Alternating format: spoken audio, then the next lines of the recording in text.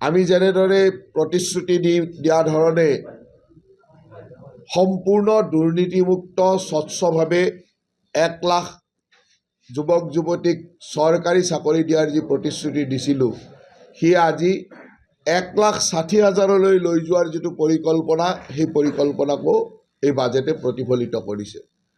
মুখ্যমন্ত্ৰীৰ আত্মনিৰ্ভৰ অভিযানৰ জৰিয়তে যিসকলক আমি চৰকাৰী চাকৰিত মকৰল কৰিব পৰা নাই, অন্ততঃ যাতে নিজৰ দক্ষতাৰ মাজেৰে আত্মনিৰ্ভৰশীল হ'ব পাৰে, তাৰ কাৰণেও 2 লাখ টকাকৈ তেখেতসকলক সহায় কৰি যাতে তেওঁলোকে সুন্দৰভাৱে আত্মনিৰ্ভৰ হ'ব পাৰে বা স্বনিৰ্ভৰশীল হ'ব পাৰে, তাৰ কাৰণেও এই বাজেটে পৰিকল্পনা কৰিছে। গতিকে মই ভাবোঁ যে এইখন বাজেট অত্যন্ত এখন ভৱিষ্যতদৰ্শী বাজেট আৰু মুখ্যমন্ত্ৰী ডাঙৰীয়াৰ দিশ নিৰ্দেশনাত আমাৰ বিত্তমন্ত্ৰী ডাঙৰীয়ানী যিখন বাজেট উত্থাপন কৰিছে, ই অসমত এটা ভাল দিনৰ সংকেত দিছে।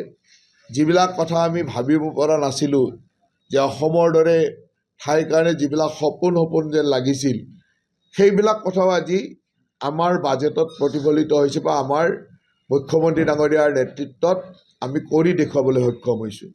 আজি অসমত হয়তো কোনেও ভাবিব পৰা নাছিল যে জিলাই জিলাই ব্ৰহ্মপুত্ৰৰ ওপৰত দলং নিৰ্মাণ হ'ব। আজি সেইটো হ'বলৈ গৈ আছে যে ইখনৰ পিছত সিখন জিলালৈকে এটা এটাকৈ ব্ৰহ্মপুত্ৰ নদীৰ ওপৰত দলং নিৰ্মাণৰ কাম চলি আছে বা আৰম্ভ হ'বলৈ গৈ আছে। ব্ৰহ্মপুত্ৰৰ তলেৰেও সুৰংগ হ'ব, এইটো আমাৰ কল্পনাৰো অতীত আছিল। আজি তাক বাস্তৱ হোৱাৰ দিন আহিছে।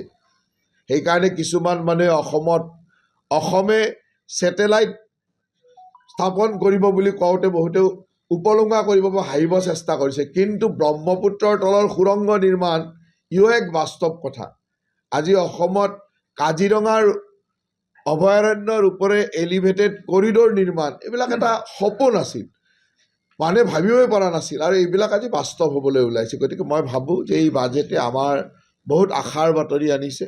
এই আশাৰ বাতৰিবিলাক আপোনালোকে ৰাইজৰ মাজত সুন্দৰভাৱে সংবাদসেৱীসকলে লৈ যাব। আৰু মই নলবাৰীৰ বিধায়ক হিচাপে গৌৰৱ অনুভৱ কৰোঁ যে আমি বিভিন্ন উন্নয়ন বা আন্তঃগাঁথনিৰ কাম কৰিলোঁ। স্থায়ী উন্নয়নৰ এক ডাঙৰ পৰিকল্পনা হ'ল যে আমি সংস্থাপনৰ দিশত কি কাম কৰিব পাৰোঁ। আজি নলবাৰীত পেপচিৰ দৰে কোম্পেনীয়ে আহি ইয়াত 800 কোটি টকা ব্যয়েৰে উদ্যোগ নিৰ্মাণ কৰা, আৰু এই বাজেটে নলবাৰীখনক ঔদ্যোগিক পাম হিচাপে আমি কেনেকৈ সম্প্ৰসাৰিত কৰিব পাৰোঁ তাৰ পৰিকল্পনাও এই বাজেটত লোৱা হৈছে।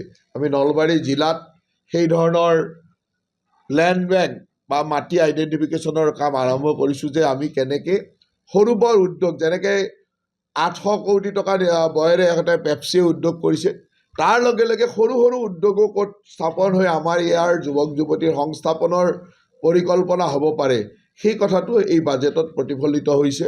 আৰু সেইকাৰণে মই মুখ্যমন্ত্ৰী ডাঙৰীয়া আৰু বিত্তমন্ত্ৰী ডাঙৰীয়াক নলবাৰীবাসীৰ হৈ ধন্যবাদো দিছোঁ যে আমাৰ নলবাৰীৰ মানুহৰ এটা আশা আছিল যে আমি ইয়াত উদ্যোগ স্থাপনৰ পৰিকল্পনা সকলোৱে কৈ আছিল।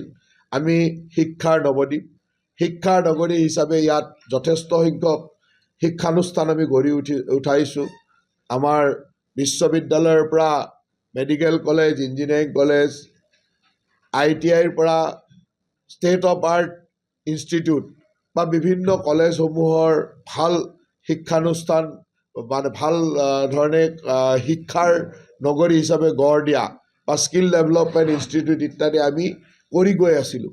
তাৰ লগে লগে উদ্যোগ স্থাপনৰ কথাও নলবাৰী জিলাৰ দৰে ঠাইত পৰিকল্পনা কৰাটো, আৰু এইবাৰ এডভান্টেজ আছামত যিসমূহ উদ্যোগ আহিছে সেই উদ্যোগসমূহৰ যিসকলে ইচ্ছা প্ৰকাশ কৰে নলবাৰীৰ ওচৰতো আমি যাতে মাটি দিব পাৰোঁ বা উদ্যোগ পাম স্থাপন কৰিব পাৰোঁ। 2-3টা ঠাইত আমি তেনেকৈ মাটি লেণ্ড বেংক নিৰ্ধাৰণ কৰিছোঁ যাতে তাত উদ্যোগ স্থাপনৰ পৰিকল্পনা আমি কৰিব পাৰোঁ। গতিকে এই ধৰণৰ কিছু নতুন চিন্তা চৰ্চাৰে আমাৰ চৰকাৰখনে যোৱা 10 তাৰিখে বাজেটখন দিছে, আৰু মই ভাবোঁ যে এই বাজেটৰ বিষয়ে আমি ৰাইজক সচেতন কৰিবৰ কাৰণে আজি এই সভা বা এই সংবাদমেল আহ্বান কৰিছে। আৰু ময়ো ইয়ালৈ আহি আপোনালোকক এনেদৰে সম্বোধন কৰি নিজেই আনন্দিত হৈছোঁ আৰু মই ভাবোঁ যে আমাৰ নৱনিযুক্ত জিলা সভাপতিয়ে এই সম্পৰ্কে কিছু কথা ক'ব বা আমাৰ NDAৰ চেয়াৰমেন আছে, আমাৰ প্ৰাক্তন জিলা সভাপতিও আছে, সকলোৱে আপোনালোকক অকণমান সম্বোধন কৰিব যে আমাৰ বাজেটে আমাৰ কাৰণে কি আশাৰ বতৰা আনিছে। ধন্যবাদ। যিকোনো খবৰৰ বাবে যোগাযোগ কৰক 7099017330 লগতে 7099017110 নম্বৰত।